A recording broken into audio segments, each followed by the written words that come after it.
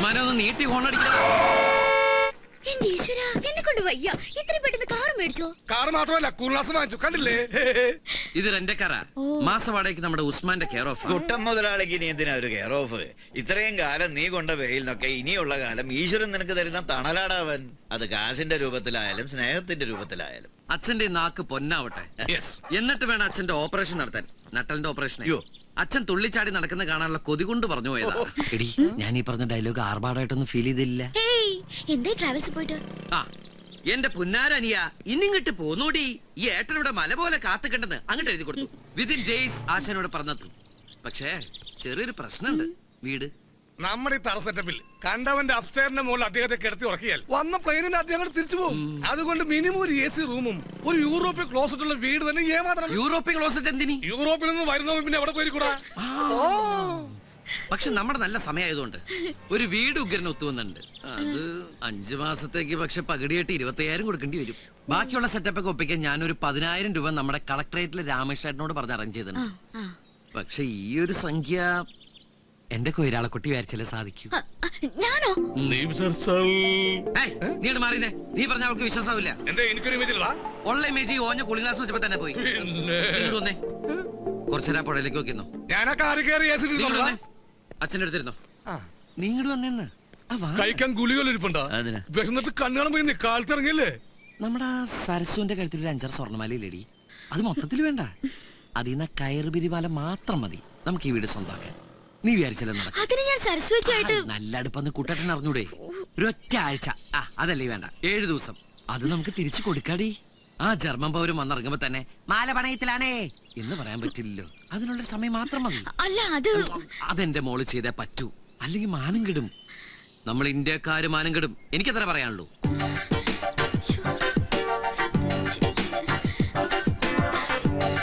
അപ്പൊ എല്ലാം മോളെ ഏറ്റു.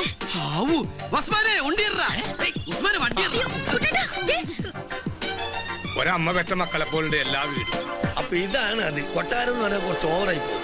ഒരു വില്ലല്ല കുഞ്ഞിക്കോയ്ക്ക, വില്ല. ഈ കുഞ്ഞിക്കോയനെ തിരുത്താൻ വരില്ലേ? ഇവിടെ വിദ്യാഭ്യാസം ഉണ്ടെങ്കിൽ ഞാൻ കളക്ടർ ആവുമായിരുന്നു. അതില്ലാത്തതുകൊണ്ടാണ് ഇവിടെ കാവൽക്കാരനായത്.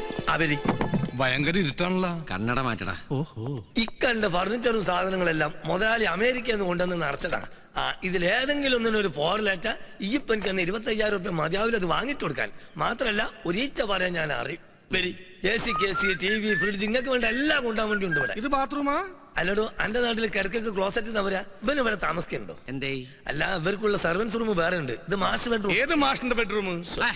മാഷിന്റെ ബെഡ്റൂം അല്ല, മാസ്റ്റർ ബെഡ്റൂം. മനസ്സിലായോ? നോക്ക്, എന്നോട് ഞാൻ പറഞ്ഞിട്ട് എന്നെ തിരുത്താൻ വരരുത് കേട്ടോ. സോറി കഞ്ഞിക്ക, അല്ല കുഞ്ഞിക്ക. നമ്മുടെ ഈ ബാത്റൂമിൽ കിടന്നു കുളിക്കാനുള്ള സെറ്റപ്പ് ഉണ്ടാ? ഓ, കിടന്നു നടന്നൊക്കെ കുളിക്കാം. ഇനി കുളിച്ചോണ്ടിരിക്കുമ്പോ ഇറങ്ങി ഓടണം വന്നാണെങ്കിൽ അതും ചെയ്യാം. ഒരു മുണ്ട് കൊടുക്കാന്ന് മാത്രം. അത് ഞമ്മക്ക് വേണ്ടിട്ടല്ല, നാട്ടുകാര് പോയി. അവര് പിന്നെ വരുന്ന ആള് പാട്ടില് കമ്പക്കാരനാണെങ്കിൽ ഇവിടെ വീണ റെഡി. എവിടെ വീണാൽ? വീണാലല്ല, വീണ റെഡി. മിസ്റ്റർ, ഇത് വീണയല്ല, ഇതിന്റെ പേരാണ് ഓർഫൻ. ഓർഫൻ അല്ല, ഓർഗൻ. മനസ്സിലായോ?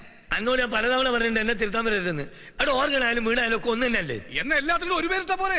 അങ്ങനെയാണെങ്കിൽ എന്റെ അച്ഛന്റെ അമ്മന്റെ പേര് ഒന്നാ? അതെ, എന്റെ അച്ഛന്റെ അമ്മന്റെ പേര് ഒന്ന് തന്നെയാ. എന്റെ അച്ഛന്റെ പേര് ബേബി, അമ്മയുടെ പേര് ബേബി.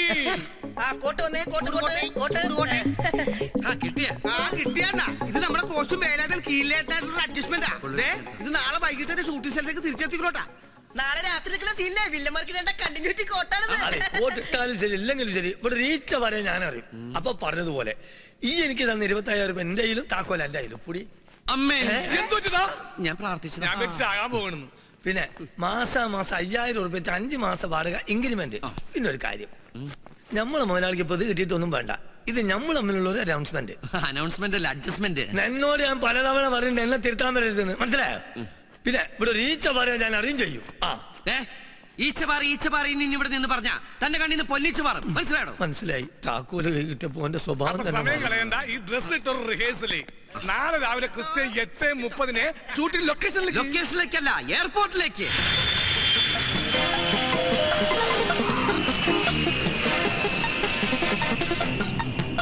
സാറേ, ഇപ്പൊ വന്നത് നമ്മുടെ ഫ്ലൈറ്റ് അല്ലേ? അതെ. എല്ലാവരും മര്യാദ. ഇത് എന്താണത് എല്ലാവരും കണ്ണട വെച്ചിരിക്കുന്നത്? അന്തമാരുടെ സംസ്ഥാന സമ്മേളനം വരുന്നത് എന്റെ അനിയനാ. എന്തായാലും കോട്ടും കണ്ണാടിയൊക്കെ വെച്ചപ്പോ നിന്നെ കാണുന്ന ഏറ്റവും ലുക്ക് ഉണ്ട്. ഈ ഒറ്റ വിരലും കൊണ്ട് കണ്ണാടിയൊക്കെ താത്തി പൊക്കിയും വെക്കണം, എന്നാലും പക്വത ഫീൽ ചെയ്യൂ. സിനിമയിലെ കണ്ടില്ലേ? ഈ ആകാശ് മേനോൻ ആളൊരു സുന്ദരനായ മതിയായിരുന്നു. ആണെങ്കിൽ അവനെ കെട്ടി നീ ജർമ്മനിലേക്ക് പറക്കോ? പറഞ്ഞേക്കാം, ആദ്യം ആളെ കാണട്ടെ.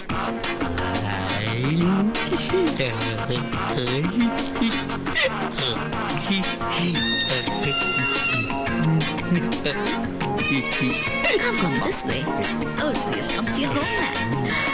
Oh, come, baby. Be careful, be careful.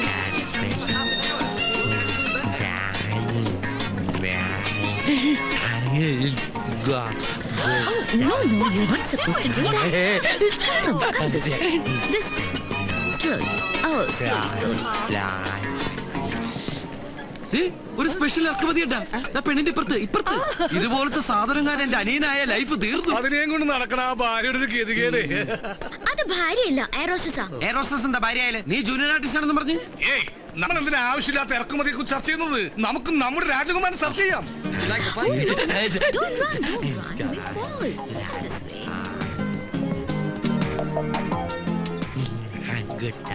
Hello, Yeah. I am from Global India Travels. Okay, are you Mr. Subair? Yeah. Right, this is Mr. Akash Menon and this is his travel documents. എടാ bag എടുക്കുന്നവനെ നോക്കി എന്റെ ഒരു ചായ തോന്നില്ലടാ അവന്. എന്റെ അതേ കണ്ണു നോക്കും. അവൻ തന്നെ ആയിരിക്കുമല്ലോ എന്റെ അനിയൻ ആകാശ് മേനോൻ. തീർച്ചയായും. ആകാശ്, ദേ ചേട്ടൻ. കൂട്ടുകാരൻ. അവനോട് പറയണ്ട, അവൻ വന്ന ഫ്ലൈറ്റ് തന്നെ തിരിച്ചു പോകും. ആകാശ്, മോന്റെ കുട്ടേട്ടട ഞാൻ.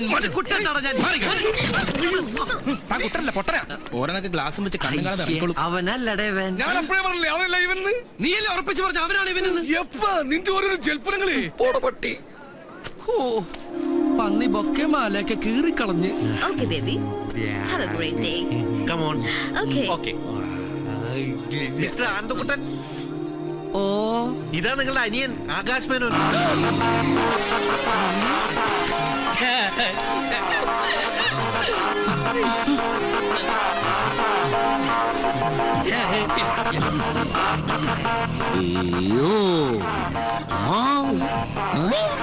Yes.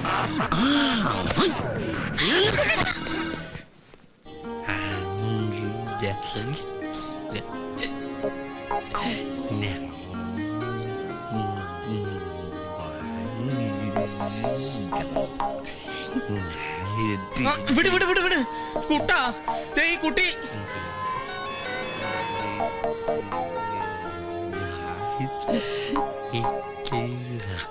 ഈ നോട്ടം കണ്ട ആലുവപ്പാലം വിലക്ക് വാങ്ങിക്കാൻ പോയെന്ന് തോന്നുന്നു. എന്തായാലും ഒരു കാര്യം ഉറപ്പായി. ആകാശ് മേനോൻ എന്നുള്ള പേര് ഇവൻ വളർന്നതിന് ശേഷമായിരിക്കും അമ്മ ഇട്ടത്. അതെന്താ? ഫുൾ ടൈം ആകാശം നോക്കിയിരിക്കണ കണ്ടില്ലേ?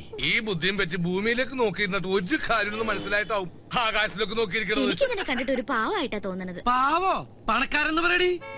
ആ ധൈര്യത്തിലാ മുന്നോട്ടുള്ള ഈ കുതിപ്പ്. പാവെന്നൊക്കെ പറഞ്ഞ് മൂഡ് ഓഫ് ആക്കിയണ്ടല്ല. ഞാൻ പറഞ്ഞത് ആ പാവന്നല്ല, അതിന്റെ നോട്ടും ഭാവം കണ്ടിട്ട് പാവം തോന്നുന്നു. തല വല്ല വണ്ടിയും കൊണ്ടുപോകും. അകത്തിട്. അതെ, ഇയാൾക്ക് ഞങ്ങളേക്കൊന്ന് പരിചയപ്പെടണ്ടേ? ഞാൻ നിമ്മി. മമ്മിയല്ല, നിമ്മി. അതെന്താ മമ്മി എന്ന് വിളിക്കണേ? ഈ നിമ്മി എന്ന് പറഞ്ഞ ജർമ്മനിൽ മമ്മി എന്നാണ് അർത്ഥം. പക്ഷെ ഈജിപ്തിൽ മമ്മി എന്ന് വെച്ച ശവം എന്നർത്ഥം. ഇതിൽ ഏതാണോ ഇവന് ഉദ്ദേശിക്കുന്നത്? എന്തായാലും മെനക്കെട്ടാൽ ഇവൻ കാര്യങ്ങൾ പറയും. ഒരു മനസ്സമാധാനത്തിന് നമുക്ക് ചോദിച്ചു നോക്കാം. ആകാശ്, മോനെ ആകാശു. അവിടെ അല്ലേ, ഇവിടെ വലത്തേക്ക് ഓടിക്കേ, വലത്തേക്ക്. റൈറ്റ് ഓടിയട്ടെ. അങ്ങനെ അങ്ങോട്ട് പോരട്ടെ. അവിടെ ഓടിയട്ടെ. അത് മോനെ, ഈ ഏട്ടന ഒരു കാര്യം ചോദിച്ച മോൻ സത്യം പറയോ? ട്രൂ. മോന്റെ കയ്യില് ഈ ഗതികെട്ട ഏട്ടന് തരാൻ അമ്മ കാശ് വല്ലതും തന്നെ ഏൽപ്പിച്ചോ? പെട്ടിന്നറിയേ, കാശ്, റുപ്പീസ്. അങ്ങനെ ചോദിച്ചാ മനസ്സിലാവില്ല. ജർമ്മനിയിൽ റുപ്പീസ് എന്നാ യൂറോയാ. യൂറോ അമ്മ മോന്റെ കയ്യില് കൊടുത്തു വിട്ടിട്ടുണ്ടോ? ചന്ദ്ര ഉണ്ടെന്ന്. ഇനി ഞാൻ ചോദിക്കട്ടെ? വേണ്ട, നീ എങ്ങാനും ചോദിച്ചിട്ട് ഇല്ലാന്ന് പറഞ്ഞ അതോടെ തീർന്നു എല്ലാം. പെട്ടിയില് യൂറോ ഉണ്ടല്ലോ അല്ലേ? ദേ ഉറപ്പിക്കാണേ. എടാ ഉസ്മാനെ, വണ്ടി ചവിട്ടി വിട. വീട്ടിൽ ചെന്നിട്ട് ഇവന്റെ പെട്ടി വെട്ടിപ്പൊളിക്കേണ്ടതാ. എന്തിനാ വെട്ടിപ്പൊളിക്കുന്നത്? താക്കോട്ട് തുറന്നാ പോരെ? എനിക്ക് അതിനുള്ള ക്ഷമയില്ല. ദൈവമേ, മുഴുവൻ യൂറോ ആയിരിക്കണേ.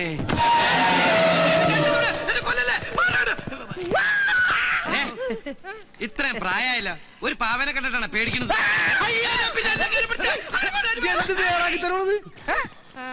യൂറോ നോക്കടാ. അല്ലെങ്കിൽ വേണ്ട, നീങ്ങോട്ട് പറ, എനിക്ക് നിന്നെ വിശ്വാസമില്ല. അതിങ്ങടെ എല്ലാം എന്റെ അനിയന്റെ. നിന്റെ അനിയന് നിന്നോട് സ്നേഹമുണ്ട്. ഇതാ സ്കോച്ച്. അതൊന്നും കോച്ചല്ലേ, ഇത് ക്രീമാ. ക്രീമിക്കൊള്ള മരുന്ന്. കുട്ടേട്ടാ, ഇത് മുഴുവൻ പാവകളാ. എനിക്ക് തോന്നണത് അവൻ ജർമ്മനിയിലെ തൃശ്ശൂർ പൂരത്തിന് ഈ പാവക്കച്ചവടം പണിയുന്നതാണ്. അയ്യോ, കരുതാക്കൂടെന്ന് പറയില്ലടാ. എന്റെ ബലമായ സംശയം ഇമാതിരി പാവക്കുട്ടികൾക്ക് അവിടെ പറയുന്ന പേരായിരിക്കും ഈ യൂറോ എന്ന്. അതുകൊണ്ടാണ് നീ യൂറോ ഉണ്ടോ എന്ന് ചോദിച്ചപ്പോൾ അവൻ യാന്ന് പറഞ്ഞത്. കുട്ടേട്ടാ, ഇതുണ്ടോ നല്ല അടിപൊളി പൂമ്പാറ്റകള്. എന്തേനു എന്നെ കൊണ്ടേ പറപ്പിച്ച് കളിക്ക്. സരസ്വന്റെ കയർ പെരുമാലയ്ക്ക് വരാം, അവൾക്കും കൊണ്ടേ കൊടുക്കും കുറച്ച് പൂമ്പാറ്റകളെ.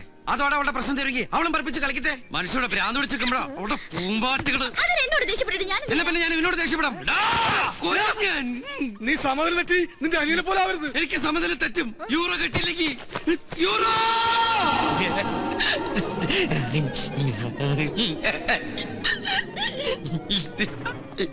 ഇവൻ എന്നെ കൊണ്ട് പോകുള്ളെന്ന് തോന്നണേ.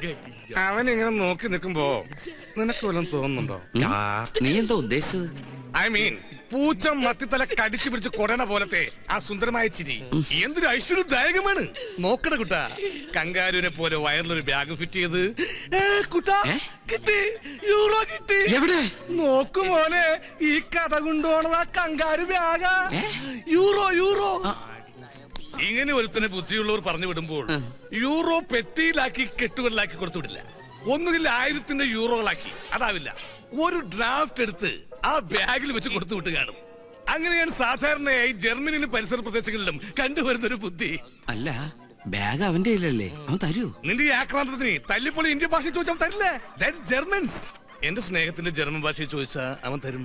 അത് തരാൻ പറ്റില്ല. അതുകൊണ്ട് നീ ആദ്യം TUF എന്നാലേ അവൻ ഓഫാകൂ.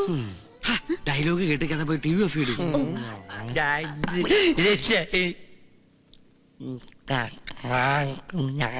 അവൻ ഓഫായി.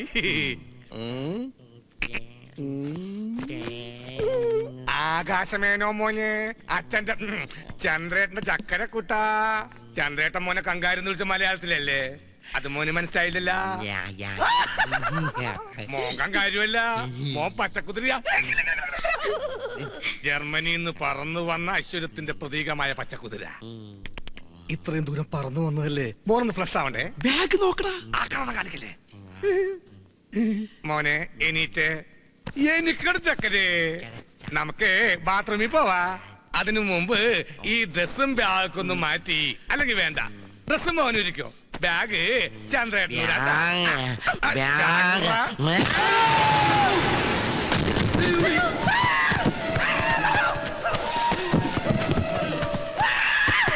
ഞാനങ്ങനെ എടുത്തി ഇത്ര നേരം മുകളിലുണ്ടായിരുന്നല്ല. ഒന്നും പറ്റിയില്ല. മോശമായി പോയി. എന്തായാലും ഒരു കാര്യം നീ ഉറപ്പായി, ആ ബാഗിൽ തന്നെ യൂറോ ഉള്ളതെന്ന്. അവനെ ഇങ്ങോട്ട് അയച്ച ഒരു പ്രത്യേകം പറഞ്ഞാണ്, കാശാണ് മോനെ, ഒരുത്തനും കൂടി തൊടിയിക്കരുതെന്ന്. ആ ആദ്യത്തെ ഒരുത്തൻ നീ ആയി പോയിന്നുള്ളൂ.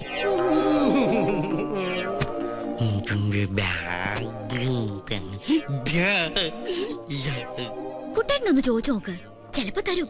എന്തായാലും ഏട്ടനല്ലേ. അത് ശരിയാ, രക്തം രക്തത്തെ തിരിച്ചറിയുന്ന. എന്തേനു രക്തത്തെ തിരിച്ചറിയും. അങ്ങനെ തിരിച്ചറിഞ്ഞോണ്ടാണല്ലോ എയർപോർട്ടിൽ വെച്ച് എന്നെ കണ്ട ഉടനെ ഹലോ മൈ ഡിയർ ബ്രദർ എന്ന് പറഞ്ഞ് ഓടി വന്നിട്ട് അമ്മയുടെ സമ്പാദ്യമായി ഏട്ടന് വേണ്ടി കരുതി വെച്ച 1,00,000 യൂറോ ദാ പിടി എന്ന് പറഞ്ഞ് എന്റെ കൈ തരികയും അതിൽ നിന്നൊരു 500 യൂറോ എടുത്ത് ഞാൻ ഈ പോക്കലിട്ട് തരികയും ചെയ്ത് താൻ മറന്നുപോയ കോമഡി കളവാ.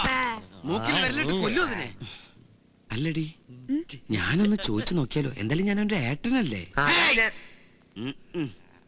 ആകാശ് മോനു, ആകാശു, കാശില്ലാത്തൊരു പാവം ദരിദ്രവാസിയല്ലേ നിന്റെ ഏട്ടൻ. മോന് വേണ്ടി എടുത്ത് ഈ വീടിന്റെ കാശ് ദേ നോക്കി. ഏട്ടന്റെ ഒരു കുഞ്ഞു ലൈന ഈ നിമ്മിക്കുട്ടി. ഇത് വാങ്ങിച്ചു തന്നതാ സരസുവിന്റെ കയ്യിൽ നിന്ന് കയറുപിരി മാല. അതെടുത്ത് കൊടുക്കാൻ കുറച്ച് കാശ്. കാശെന്ന് മലയാളത്തിൽ പറഞ്ഞാൽ നിങ്ങളുടെ ജർമ്മനിലെ യൂറോ. ഈ യായായാലും എനിക്ക് അത്ര വിശ്വാസം ഇല്ല കേട്ടോ. ബാഗ് മോൻ കഴുത്തി തന്നെ ഇട്ടോട്ടാ. ഊരണ്ടേ ഏട്ടൻ അതിന്ന് മെല്ലെ കാശ് എടുത്തോളാട്ടോ.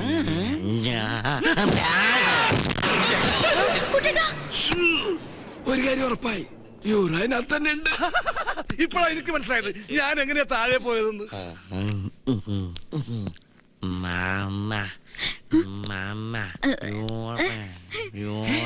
എടി, അവൻ നിന്റെ കയ്യില് യൂറോ തരാന്ന്. വാങ്ങിക്ക്.